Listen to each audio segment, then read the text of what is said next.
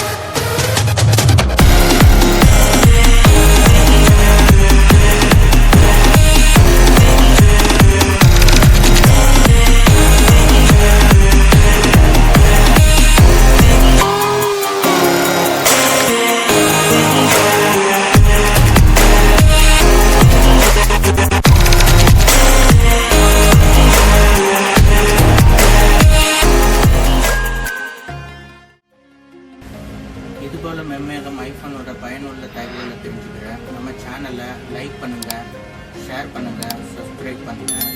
Next வீடியோவில் சந்திப்போம். Bye by.